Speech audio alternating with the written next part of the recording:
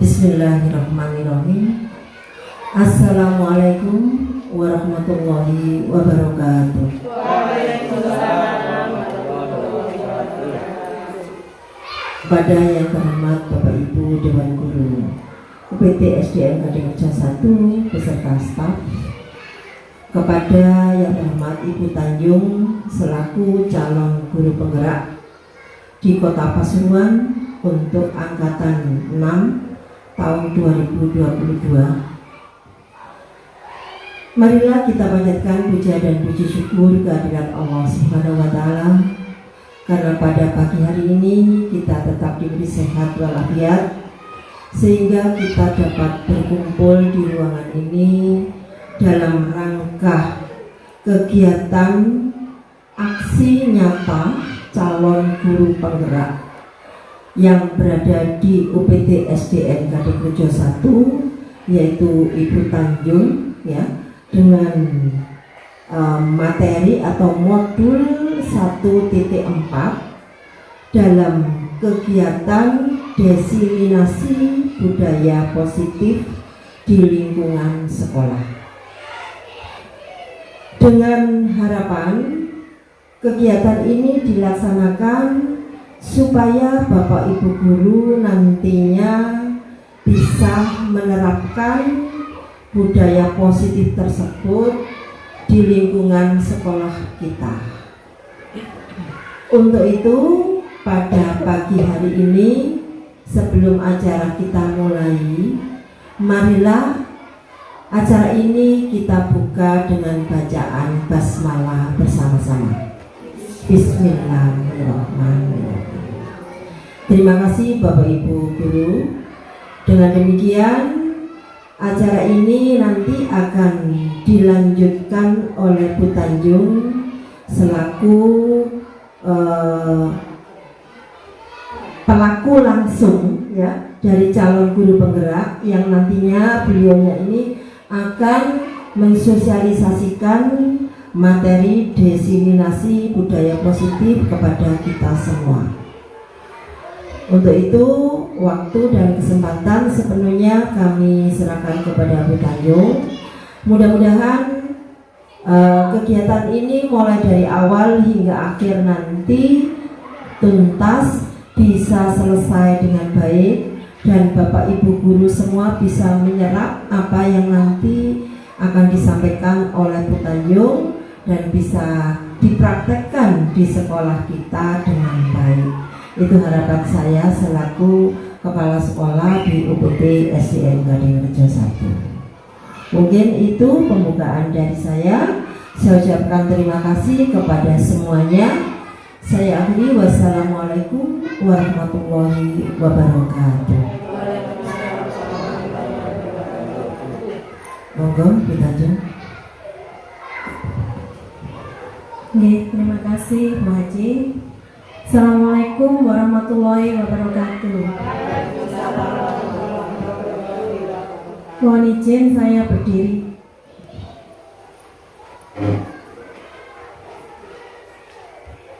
Yang saya hormati Ibu Kepala Sekolah Ibu Hajah Ani Amrita MPD.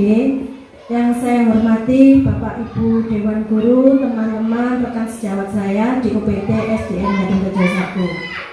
Kali ini saya akan minta izin untuk memaparkan tentang budaya positif, yaitu aksi nyata saya di modul 1.4, agar Bapak Ibu guru bisa meniru atau melakukan aksi nyata yang ada pada pendidikan guru penggerak. Nah, silakan. Pada aksi nyata ini yang pertama kita bahas yaitu tentang disiplin positif dan nilai-nilai kebajikan universal. Kemudian yang kedua yaitu teori motivasi, hukuman dan penghargaan serta restitusi. Yang ketiga yaitu tentang keyakinan kelas atau kesepakatan kelas. Yang keempat yaitu tentang kebutuhan dasar manusia dan dunia berkualitas. Yang kelima tentang restitusi atau 5 posisi kontrol kita sebagai pemimpin pembelajaran. Kemudian yang keenam yaitu restitusi, segitiga restitusi. Bagaimana cara kita sebagai pemimpin pembelajaran itu dapat memecahkan suatu konflik tanpa menghakimi siswa. Nah, yang pertama yaitu tentang disiplin positif dan nilai-nilai kebajikan universal. Kenapa adanya disiplin positif? Yaitu adanya suatu paradigma atau miskonsepsi yang sering kita lakukan, yaitu yang pertama kita merasa sebagai guru itu kita mengontrol murid, terus kemudian kita sering membuat kritik kepada murid agar mereka merasa bersalah, dan itu kita merasa bisa membuat karakter mereka, meningkatkan karakter mereka, padahal itu salah. Terus kemudian yang ketiga yaitu ilusi bahwa semua penguatan positif efektif dan bermanfaat. Mungkin bermanfaat bagi kita, tapi belum tentu bermanfaat bagi murid kita.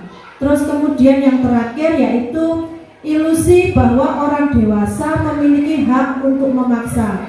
Seringkali kita sebagai orang dewasa memaksakan kehendak kita, hak kita, atau keinginan guru agar muridnya nurut, agar muridnya bisa bersikap seperti apa yang kita lakukan. Padahal semua kontrol itu terdapat pada diri murid. Contohnya, coba semuanya mengepalkan tangan. Mengepalkan tangan. Anggap saja di tangan tersebut ada benda berharga yang Bapak Ibu pegang. Entah itu uang atau entah itu perhiasan yang Bapak Ibu pegang. Nah ya, coba sekarang saya minta bantuannya Pak Saiful untuk merayu Bu Haji Halimatus untuk membuka apa yang digenggamnya. Silakan dengan cara seperti apa?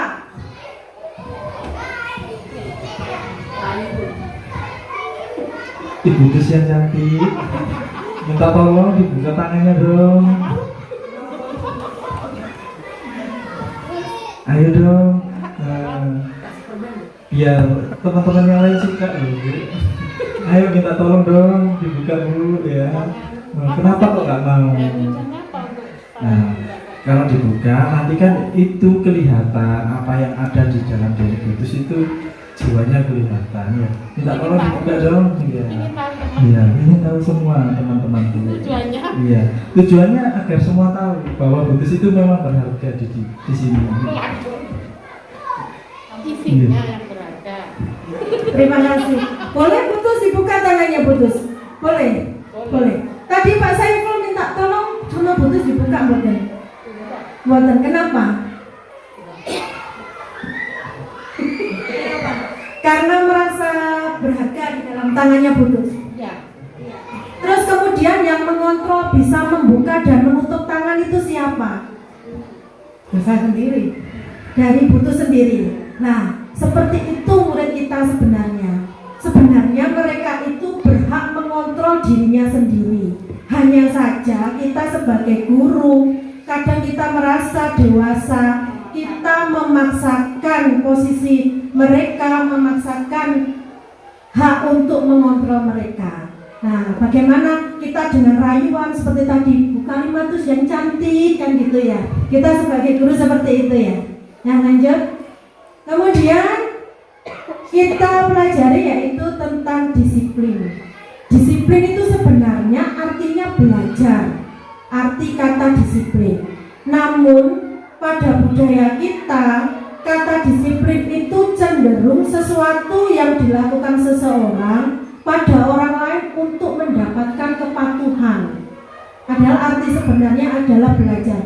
Seperti Ki Hajar Dewantara pernah berkata kalau ada sesuatu yang merdeka berarti ada sesuatu yang disiplin, yaitu ada sesuatu untuk yang dipelajari. Nah, lanjut. Nah, disiplin itu untuk apa? Untuk mendapat nilai-nilai kebajikan universal. Kebajikan universal itu boleh kesehatan, keselamatan, tanggung jawab. Nah, untuk negara Indonesia, nilai-nilai kebajikan tersebut ada pada profil pelajar Pancasila. Masih ingat profil pelajar Pancasila? Apa saja? Yang pertama, beriman dan bertakwa pada Tuhan Yang Maha Esa. Bentar Bu Asti kembali lagi.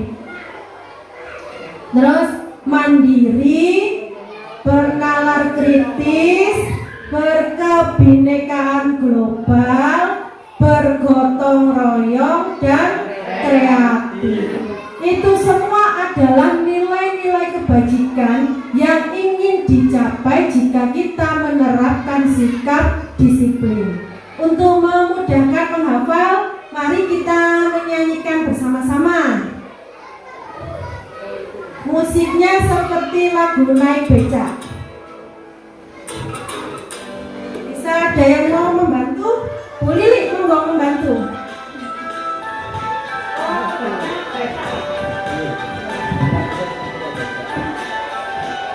Pelajar Pancasila beriman dan bertakwa pada Tuhan Yang Esa dan berakhlak mulia, berkebinekaan global, gotong royong mandiri, kreatif dan bernalar kritis, beriman dan bertakwa pada Tuhan Yang Esa dan berakhlak mulia, berkebinekaan global, gotong royong mandiri, kreatif dan bernalar kritis.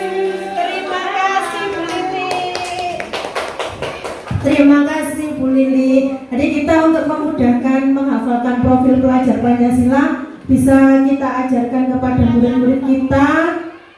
Lagunya pakai musiknya naik becak ya. Terus lanjut. Nah, yang kedua yaitu tentang teori motivasi, hukuman dan penghargaan. Nah, di sini dijelaskan teori motivasi perilaku manusia. Kenapa manusia berperilaku? Karena adanya motivasi-motivasi. Motivasi tersebut bisa dari luar, yaitu motivasi eksternal, dan motivasi internal, yaitu dari dalam, yang tujuannya untuk mendapatkan disiplin positif. Apa saja motivasi eksternal itu untuk apa? Yang pertama yaitu untuk menghindari ketidaknyamanan atau hukuman. Kadang kita bertindak karena kita takut dihukum. Kita misalnya memakai masker di jalan atau memakai helm ketika berkendara. Kita sudah pakai saja. Karena apa? Karena kita menghindari hukuman. Yang kedua yaitu mendapatkan imbalan dari orang lain. Kadang kita berbuat baik karena ada tujuan. Tujuannya supaya kita mendapatkan penghargaan atau imbalan. Seperti murid kita, kadang kalau kita, ayo yang selesai dulu, kita beri hadiah, seperti itu ya. Nah, sebenarnya itu motivasi dari luar, bukan dari dalam diri siswa sendiri. Sedangkan kalau dari diri sendiri, murid itu merasa dirinya itu menghargai dirinya sendiri. Nah, dia akan menimbulkan atau menciptakan budaya positif sendiri. Bagaimana caranya? Kita lanjut pasti.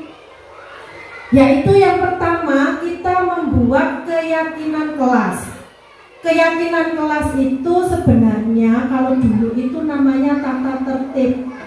Tapi karena adanya disiplin positif, tata tertib itu kesannya seperti suatu aturan dan ada hukuman. Kalau keyakinan kelas ini kesepakatan anak-anak yang membuat anak-anak sendiri, kemudian kesepakatan itu kita sepakati berdasarkan nilai-nilai kebajikan tadi dan harus disepakati oleh seluruh siswa. Misalnya dalam satu kelas, kemarin murid saya 35, saya sampaikan hari ini Bu Tanjung ingin membuat keyakinan kelas. Pertama tanya, apa Bu keyakinan kelas? Keyakinan kelas itu kesepakatan-kesepakatan supaya kalian belajarnya itu nyaman, supaya ada aturan-aturan peraturan di dalam kelas ini yang saling menghormati, saling menghargai di antara kalian. Kalian inginnya lingkungan kelas itu seperti apa? Kalian tuliskan di kertas kecil-kecil. Anak-anak saya bagi kertas, kemudian ditulis. Nah, di sini misalnya pada keyakinan kelas ada anak yang menulis tidak membuang sampah sembarangan. Nah, pada keyakinan kelas dihilangkan kata negatif tidak boleh atau buanglah sampah pada tempatnya. Jadi kita meluruskan, kita membuat kesepakatan atau keyakinan kelas yang kemudian keyakinan kelas itu diyakini bisa membuat lingkungan kelas, keadaan kelas menjadi nyaman. Namun keyakinan kelas itu tidak mampu atau tidak bertahan lama, hanya mungkin beberapa kali perlu kita ganti atau kita perbaiki. Lanjut Bu Asti. Nah, dari keyakinan kelas tersebut terciptalah kesepakatan kelas.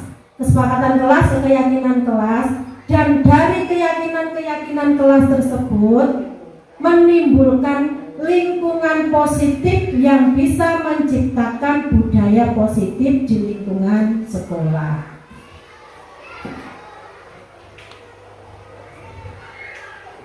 Nah, ini bedanya ya antara peraturan dengan keyakinan kelas.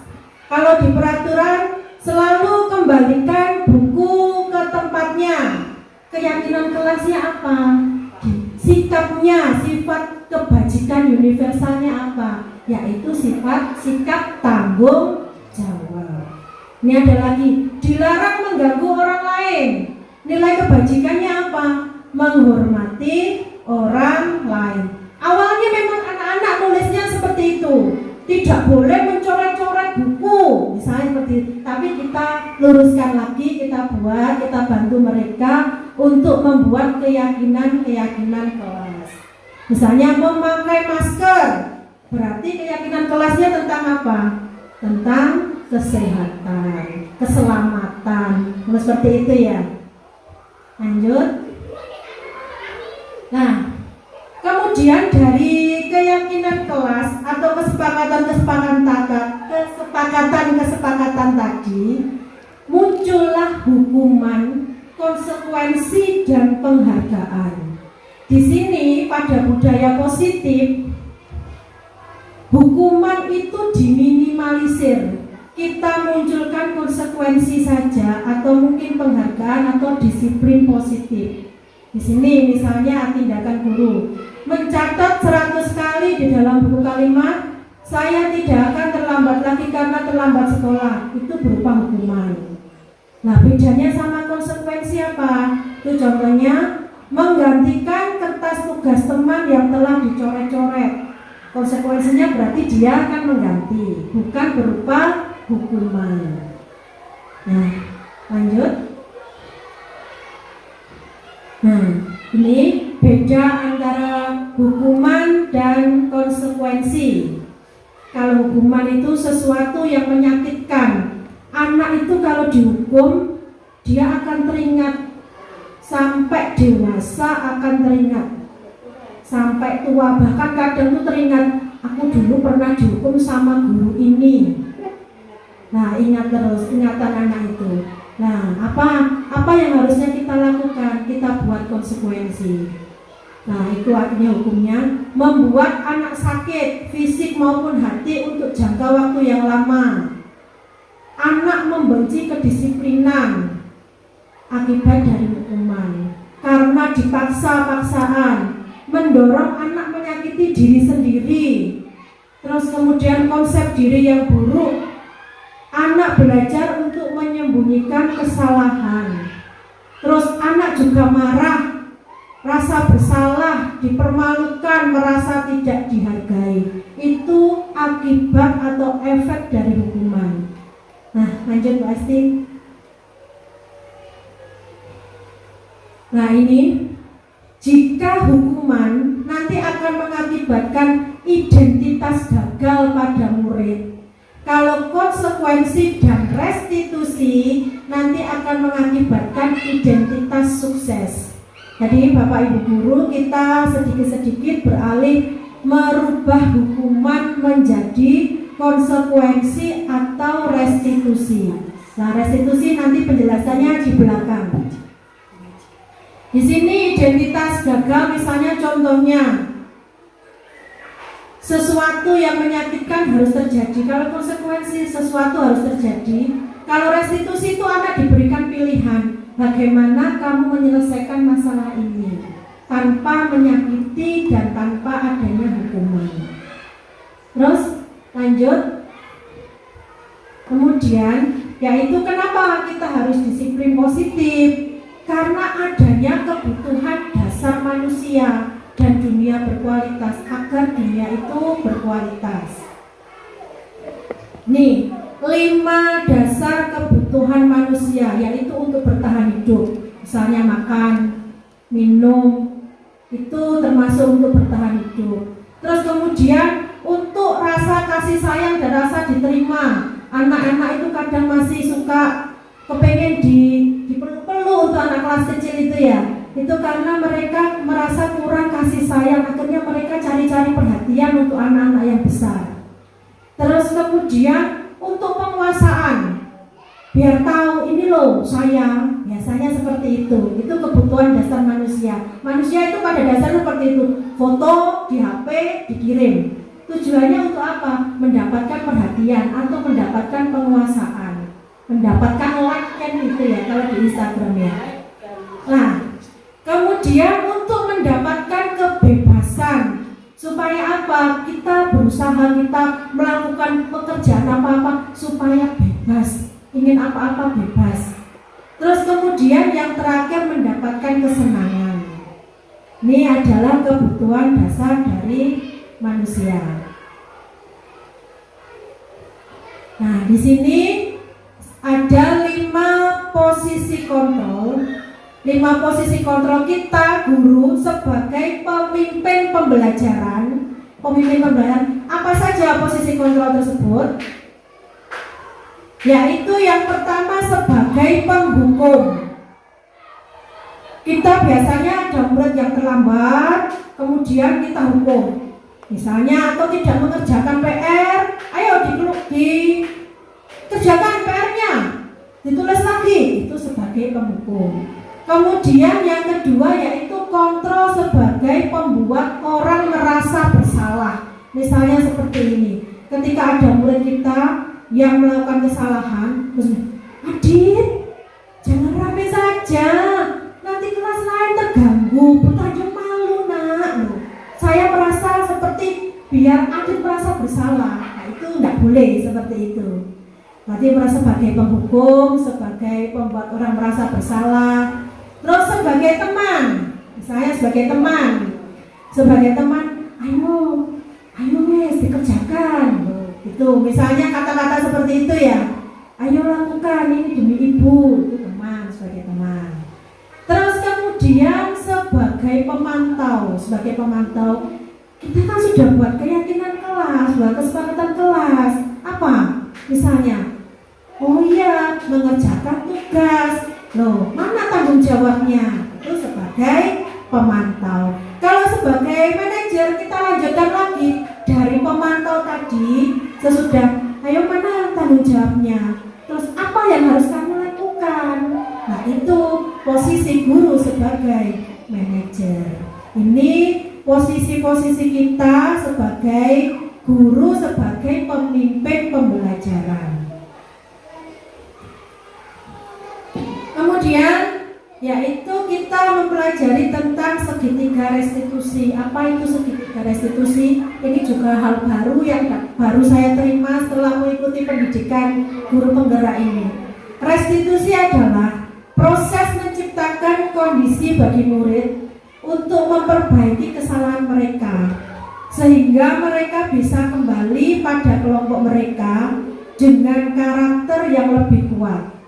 Restitusi juga merupakan proses kolaboratif yang mengajarkan murid untuk mencari solusi untuk masalah mereka dan membantu murid berpikir tentang orang seperti apa yang mereka ingini dan bagaimana mereka harus memperlakukan orang lain. Nah, lanjut Pak Asti. Nah, di sini ada ciri-ciri restitusi, yaitu yang pertama bukan untuk menebus kesalahan, namun belajar dari kesalahan. Jadi anak itu ditanya, bukan langsung dituduh, kamu gini ya, bukan. Tapi kita tanya dulu, kamu tadi sedang apa? Ditanyakan dulu gitu. Terus kemudian memperbaiki hubungan. Bagaimana memperbaiki hubungan? Misalnya, dulu Bu Tanyo juga pernah seperti itu. Tapi, nah, jadi kita biar anaknya itu hatinya dingin dulu. Jadi jangan langsung dijat atau dihakimi langsung, kamu tadi nggak kerjakan PR ya? Tidak seperti itu. Tanya dulu, misalnya, Adit, mana PR-nya? Belum Bu. Loh, kenapa? Bisa ditanya, iya Bu, tadi malam saya ketiduran Bu. Adit, Bu Tanyo dulu juga pernah seperti itu. Jadi kita samakan dulu posisinya biar anak itu terbuka, biar anak itu merasa dingin. Kemudian kita melakukan pembenahan konflik ini lebih mudah. Terus kemudian melakukan tawaran bukan paksaan. Nah, kalau seperti itu kamu nggak mengerjakan PR, apa seharusnya yang kamu lakukan? Apa yang telah kita sepakati di kelas kita? Nah, kita ingatkan kembali juga tentang keyakinan-keyakinan kelas yang telah kita buat. Kemudian yang keempat, restitusi itu menuntun untuk melihat ke dalam diri. Yang kelima, mencari kebutuhan dasar tadi, kebutuhan dasar manusia tadi. Terus menurut dari penelitian, restitusi itu adalah cara yang paling baik, cara tanpa hukuman. Sekarang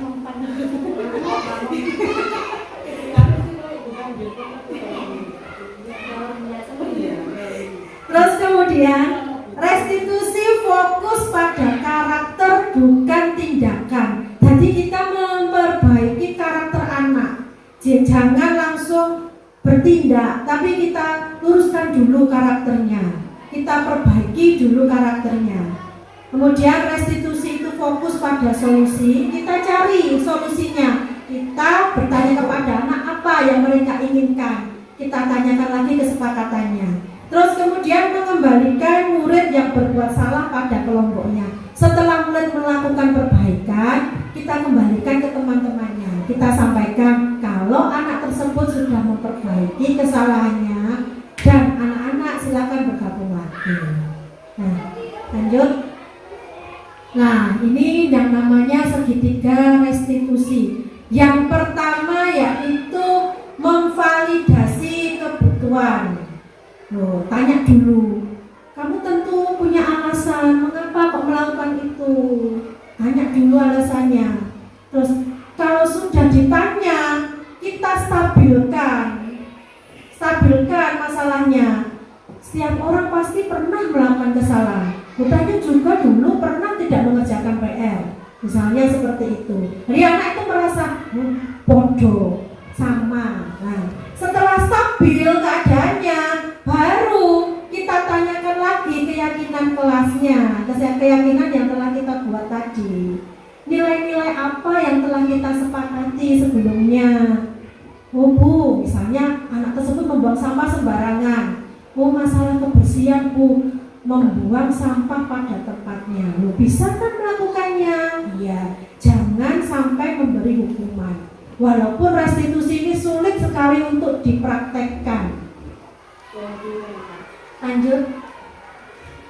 Nah, ini kemarin saya mencoba penerapan budaya positif di kelas 5, yaitu melalui membuat keyakinan kelas di kelas 5.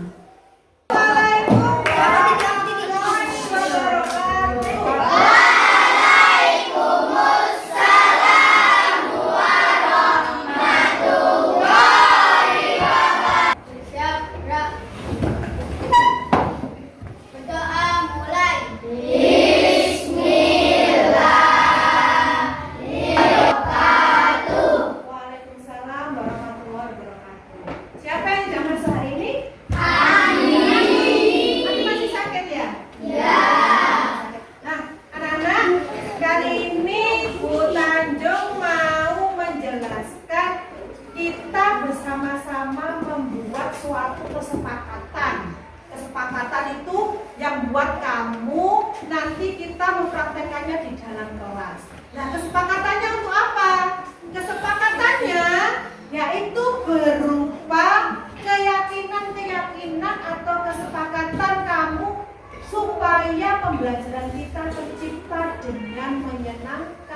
dengan nyaman dan kalian belajar dengan bahagia.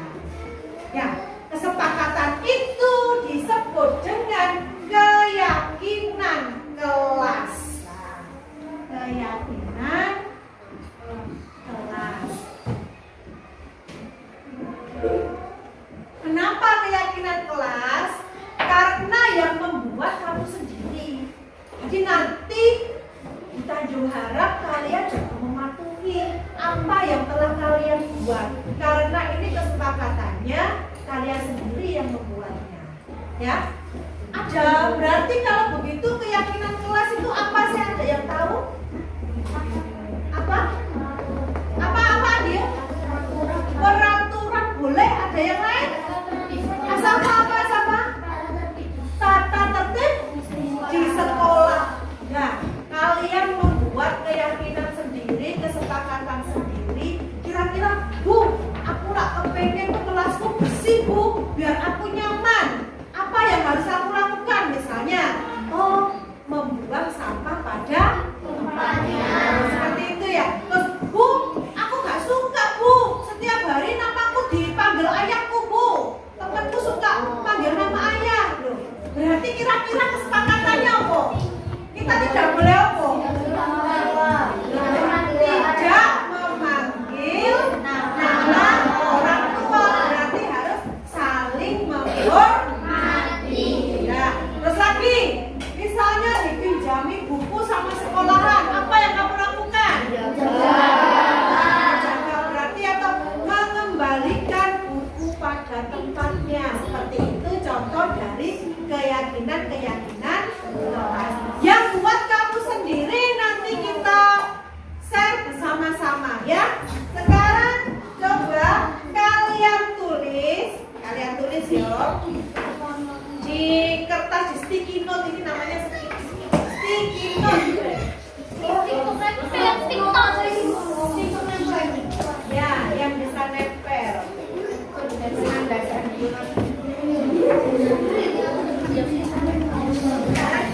Kalian tulis, kalian pengennya seperti apa lingkungan kelas 5 ini, biar kita kehidupan yang rukun, saling menghormati, saling toleransi, dan keadaan yang membuat kalian nyaman untuk belajar.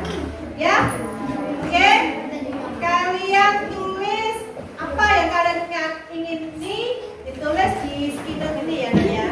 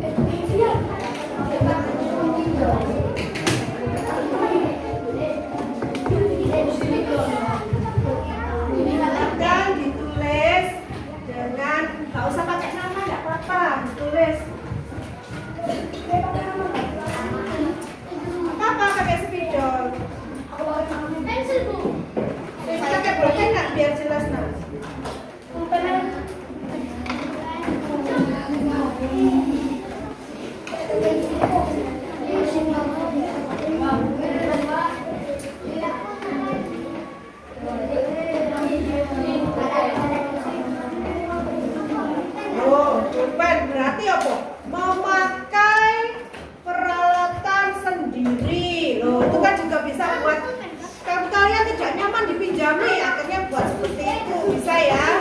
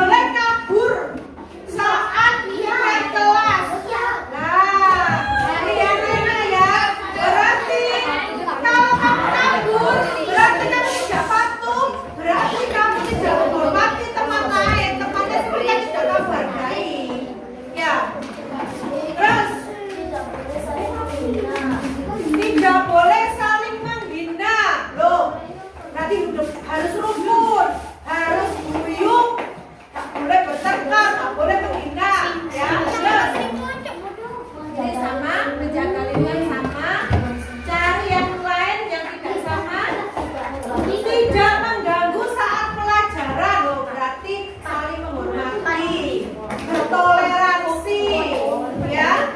Terus ada lagi yang lain sama, tidak bertengkar, tidak boleh memanggil nama orang tua, sama ya. Terus ada lagi nih sama juga, tidak boleh merusak sama juga, tidak boleh rame-rame saat belajar loh, berarti ada yang terganggu. Ketika kamu ramai, temanmu ternyata ada yang terganggu. Oke, terima kasih Airin. Beri tepuk tangan buat Airin.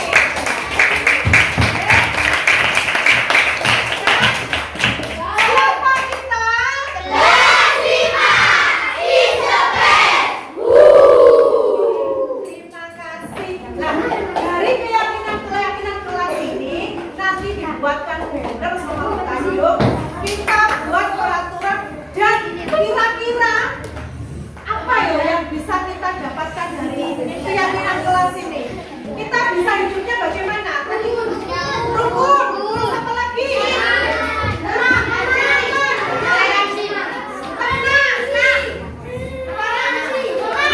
Toleransi, damai, boleh. Bagaimana kalau kita singkat, kita budayakan. Budaya itu kebiasaan. Kita biasakan keyakinan kelas sifat-sifat positif ini menjadi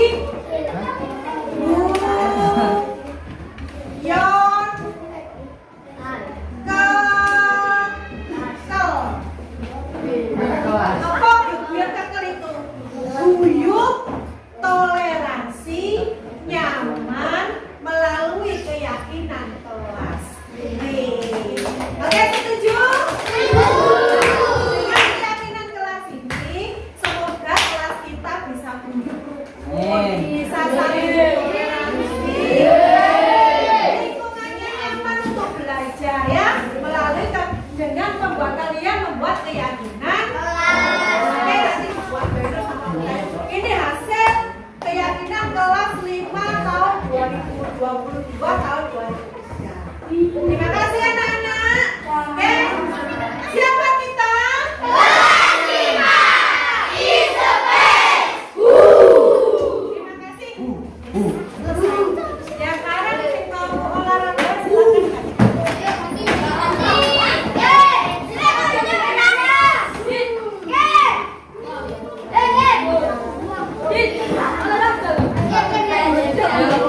Nah, ini yang pertama saya sampaikan tentang apa itu keyakinan kelas.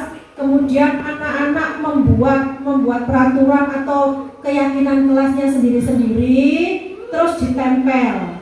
Setelah ditempel saya bacakan, kemudian kita kata-katanya kita ubah lagi menjadi kebajikan universal tadi. Ini bisa dicontoh, tapi untuk kelas rendah masih susah untuk membuat seperti ini.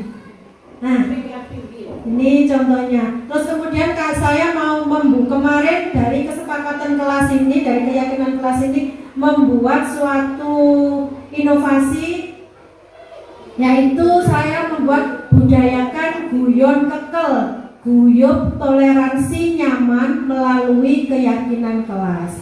Anak-anak saya coba nih. Sekarang anak-anak kalau tidak mengerjakan langsung, loh, tidak sesuai keyakinan kelas Bu, gitu. Anak-anak sekarang gitu, buang sampah sembarangan, loh, Andio melanggar keyakinan kelas Bu, gitu. Nah, ini bisa dicontoh.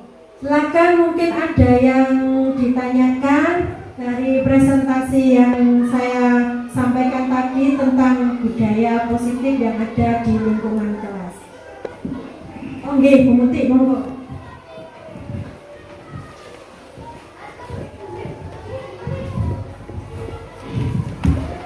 Terima kasih. Sebelumnya di sini saya akan bertanya, pada penjelasan restitusi adalah contoh konkretnya sehingga kami bisa meniru.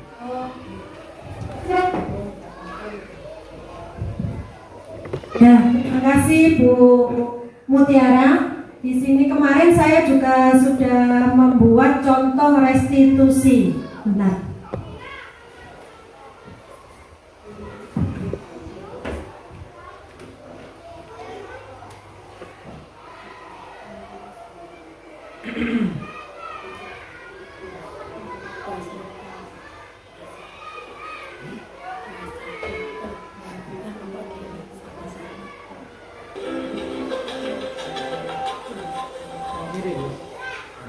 Ini contoh saya kemarin belajar membuat penerapan segitiga restitusi untuk memecahkan suatu konflik atau suatu masalah.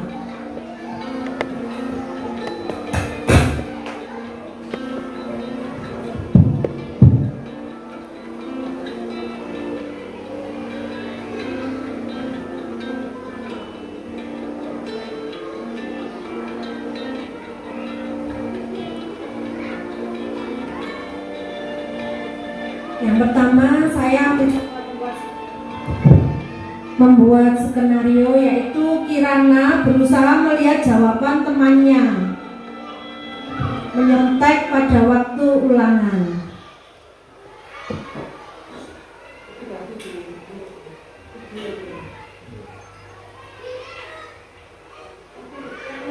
Sudah istirahat, Nak? Sudah makan? Kirana tahu kenapa sama Kirana ditanya? Kirana, tadi dengan kamu melihat jawaban teman mencontek tadi ya? Kira-kira mencontek itu perbuatan baik apa buruk? Salah apa tidak? Kirana, setiap manusia itu pernah berbuat salah. Nah, ini menstabilkan identitas dulu. Kirana juga pernah berbuat salah. Tapi di sini Tanjung tidak mencari siapa yang salah. Kita mencari solusi bagaimana mengatasi masalah. Coba kamu ceritakan kenapa alasannya mencontek tadi. Nah, ini divalidasi alasannya.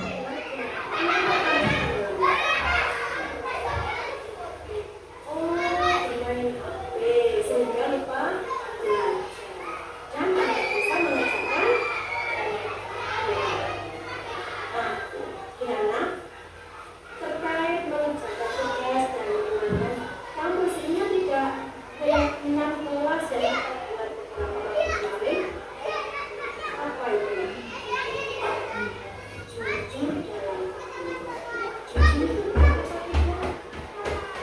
Ya, kalau jujur itu baik, berarti Kirana ketika ulangan harus berbuat.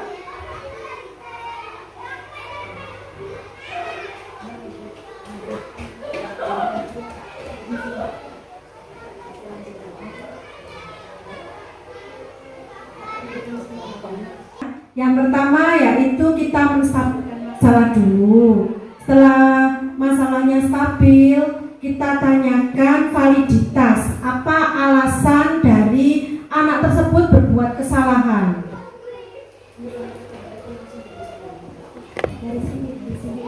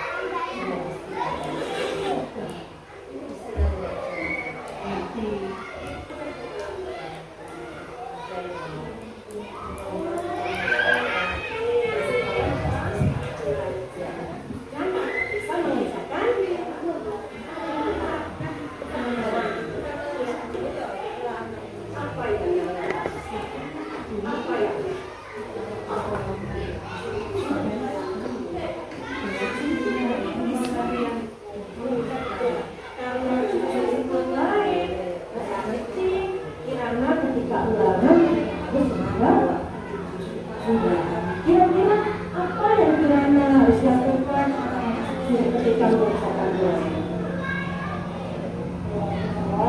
Kirana belajar, berdoa, mengerjakan ulangan.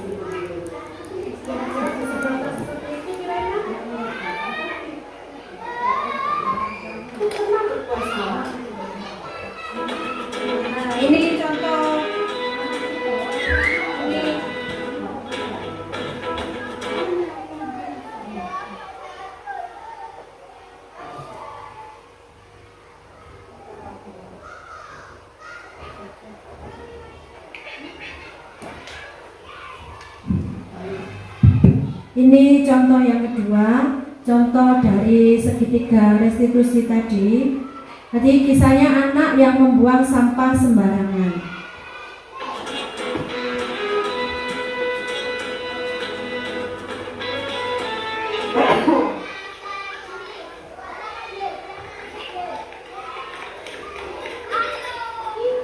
Tahu tidak kenapa dipanggil Tanjung? Tahu Bu? Tadi ini membuat apa? Oh iya Bu, ini buang sampah sembarangan. Oh, buang sampah sembarangan. Buang sampah sembarangan itu perbuatan baik apa buruk? Buruk. Tahu kan ya buruk ya? Nah, semua manusia itu Nah, itu contohnya Bu Muti ya. Jadi sebenarnya kita itu sudah sering melakukan segitiga restitusi ini saja, hanya saja kitabnya yang berbeda.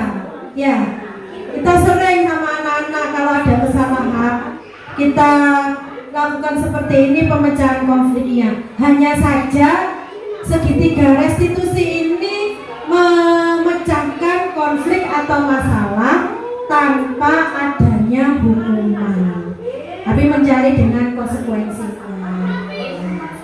Ya, ada yang belum jelas ini? Sudah jelas. Oke, terima kasih. Mungkin ada yang bertanya lagi? Oh, oke, Bu Hindun.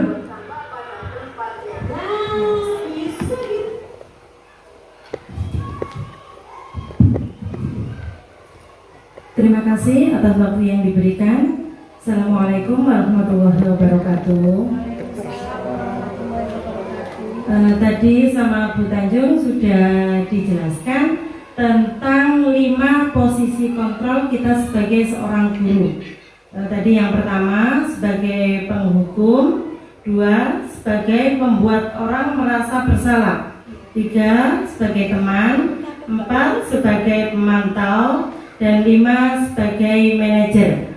Nah, ini yang saya tanyakan karena kita itu sebagai seorang guru. Nah, maka sebagai seorang pendidik, posisi kontrol apa yang seharusnya kita lakukan?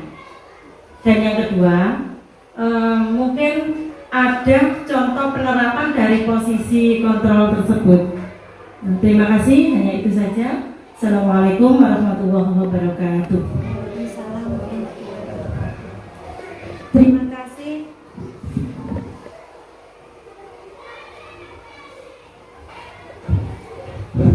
Terima kasih Bu Hindun pertanyaannya. Ya, kita sebagai seorang pendidik atau pemimpin pembelajaran, kita memiliki 5 posisi kontrol, yaitu yang pertama sebagai penghukum, sebagai pembuat orang merasa bersalah, kemudian sebagai teman, sebagai pemantau, dan sebagai manajer. Ya, yang setidaknya dari teori ini kita itu menghasilkan identitas berhasil atau sukses. Jadi kita setidaknya berada pada posisi teman, lebih baik lagi sebagai pemantau, dan lebih bagus lagi jika kita sebagai manajer. Contohnya ada pada cerita di sini, Bu.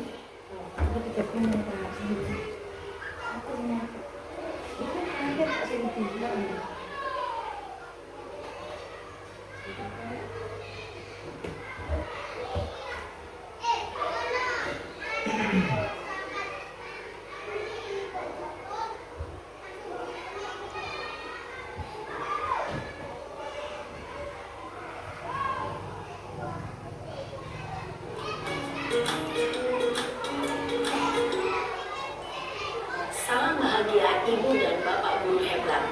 Dalam penerapan disiplin positif restitusi, salah satu program yang dikembangkan adalah 5 posisi kontrol. 5 posisi kontrol dalam restitusi adalah proses perjalanan seorang pendidik agar dapat mengenali dirinya. Pada video kali ini, kita akan membahas tentang 5 posisi kontrol yang dikembangkan oleh Diane Gossen dan contoh penerapannya.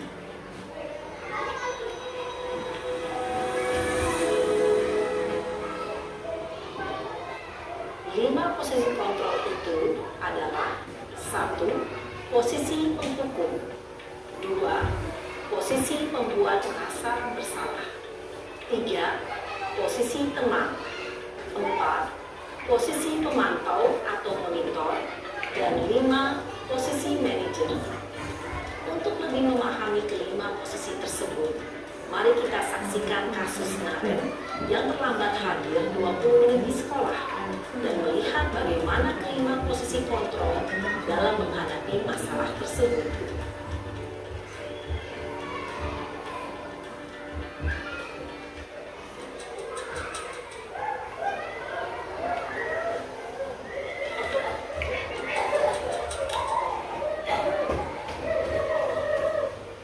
Naren, sini kamu.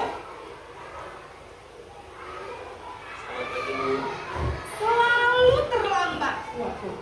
Kamu deh, pasti terlambat. Apa? Apa coba? Alasan kamu apa lagi? Kapan sih kamu tidak terlambat? Malas sekali ya kamu jadi anak. Saya Dasar pemalas. Gak kapok-kapok sih kamu. Sudah berapa kali terlambat? Sana, kamu keliling lapangan basket 2 kali. kenapa saya harus keliling lapangan basket, Bu? Kenapa? Kamu melawan ibu. Berani-beraninya jawab. Sudah terlambat, masih berani jawab pula. Sekarang, keliling lapangan basket 5 kali sekalian. Biar kamu cepat. Pergi sana ke lapangan basket. Posisi penghukum biasanya berbicara dengan nada tinggi, menghardik, menunjuk-nunjuk, menyakiti, dan menyindir. Hukuman bisa berupa fisik maupun psikis. Ibu dan bapak guru hebat. Dampak yang terjadi pada murid ketika guru berada pada posisi penghukum adalah murid cenderung akan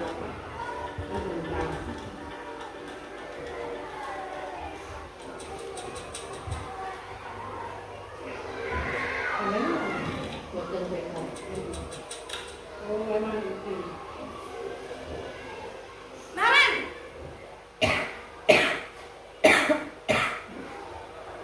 Selamat pagi, Bu. Naren. Kamu kenapa terlambat lagi, nak? Ya Tuhan, Naren. Kamu senang ya bikin ibu susah ya?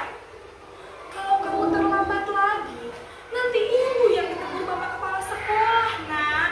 Disangka ibu tidak bisa membina kamu. Duh, gimana ini? Maaf, Bu. Duh, Gusti Naren.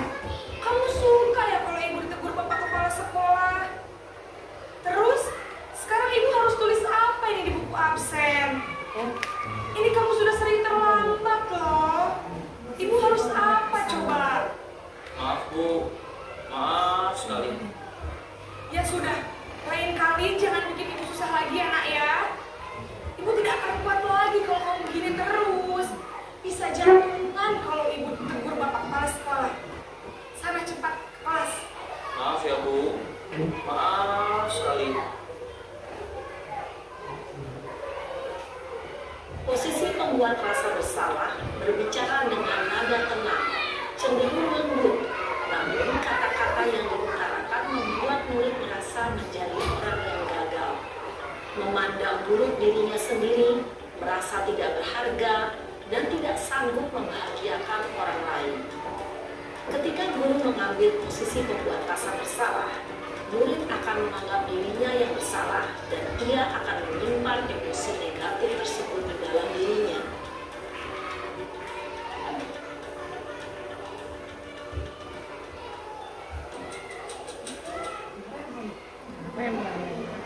Kanket gak? Iya, tapi beda posisi. Naren!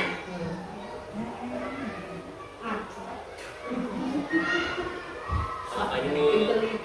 Wah, sudah jam berapa ini nak? Terlambat lagi ya sayang. Iya, Bu. Habis ibu saya membangunkan saya, Bu. Kamu malah menyalahkan ibu kamu. Kamu bukannya anak yang larinya paling kencang.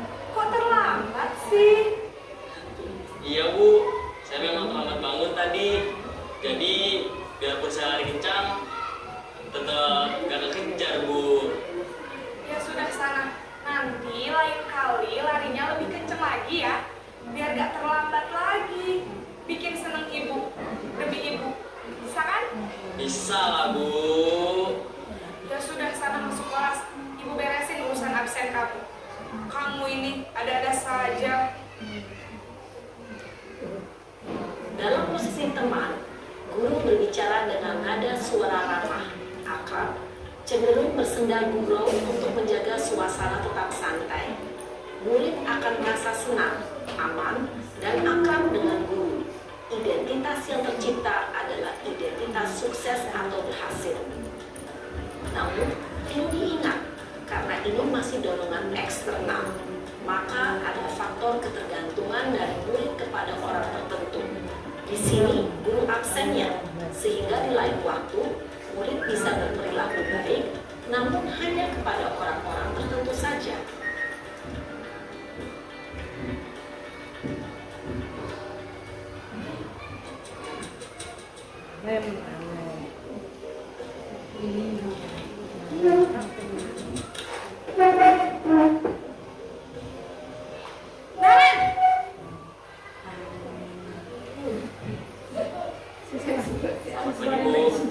Naren, apa peraturan sekolah kita tentang jam berapa kita harus masuk sekolah, nak? Kita harus di sekolah jam 7, Bu. Iya betul, sekarang sudah jam 7.20. Naren sudah tahu konsekuensinya jika terlambat hadir. Paham, Bu. Saya harus tinggal kelas pas jam istirahat selama 20 menit. Iya benar, konsekuensinya demikian. Jadi nanti jam 9.30 pas istirahat, kamu harus tinggal di kelas, kerjakan tugas tambahan untuk ketertinggalan kamu, ya? Baik, Bu. Posisi pemantau mengandalkan penghitungan atau data untuk mengontrol murid. Guru mengarahkan murid berdasarkan peraturan dan konsekuensi. Seorang pemantau menunjukkan bahasa tubuh dan ekspresi wajah yang datar dan cenderung formal.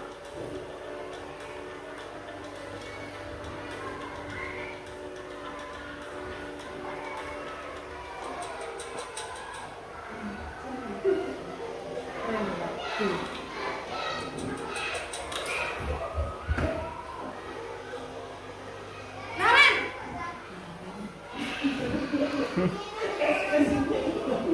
Selamat pagi, Bu. Selamat pagi, Naren. Maaf, Bu. Saya terlambat. Iya, sekolah masuknya jam 7, sekarang sudah jam 7.20. Jadi sekarang bagaimana ini, Naren? Maaf, Bu. Saya lupa setel alarm saya semalam. Baiklah, menurut kamu, keyakinan sekolah yang mana yang perlu kamu tingkatkan? Menghargai diri sendiri dan orang lain mungkin, ya, Bu. Setuju. Jadi, apakah Naren meyakini prinsip saling menghormati tersebut? Iya, Bu. Saya meyakininya. Apakah Naren bersedia memperbaiki masalah keterlambatan ini? Bersedia, Bu. Bagaimana kamu akan perbaiki masalah keterlambatan ini? Saya akan coba untuk tidak lupa menyetel alarm saya, Bu. Baik, kalau Naren lupa menyetel alarm di rumah, ada orang yang kira-kira bisa bantu mengingatkan tidak? Ada, Bu. Kakak saya, Kak Emma. Ada lagi selain Kak Emma? Selain Kak Emma, ada ibu saya. Baik, jadi yang mengingatkan Naren adalah Kak Emma dan ibu kamu, ya? Kira-kira akan mulai start alarm kapan nih, Naren? Setelah pulang sekolah, akan segera saya lakukan. Baik, jadi Naren akan setel alarm untuk bangun besok pagi dan akan diingatkan oleh kakak dan ibunda Naren, ya? Ada lagi yang mungkin perlu dilakukan, Naren? Agar tidak terlambat bangun lagi. Tidak ada, Bu. Baik, Naren. Terima kasih untuk kerjasama kamu. Sekarang kamu perlu kembali ke kelas untuk belajar. Baik, Bu. Terima kasih. Posisi manajer adalah posisi kontrol yang disarankan untuk membimbing murid memiliki sikap disiplin yang positif, yaitu murid yang mandiri, bertanggung jawab, dan dapat memecahkan masalah. Tujuan dari posisi ini adalah agar murid dapat berefleksi atas tindakannya. Guru akan dengan tulus memberikan pertanyaan-pertanyaan bermakna, sehingga membuat murid dapat belajar dari kesalahannya dan mencari sebuah solusi untuk menyelesaikannya. Ibu dan Bapak guru hebat, setelah mengamati adegan kelima posisi kontrol tadi, kira-kira posisi posisi mana yang paling ideal? Posisi mana yang dapat menunjang motivasi intrinsik murid? Kayaknya Papa Bimo ya? Iya, Papa Bimo. Pas Bimo nanti saya. Untuk 5 posisi kontrol guru untuk menghadapi suatu atau memecahkan suatu masalah. Nah, ada lagi yang ditanyakan? Sudah. Ya, jelas. Oke, terima kasih. Kalau tidak ada,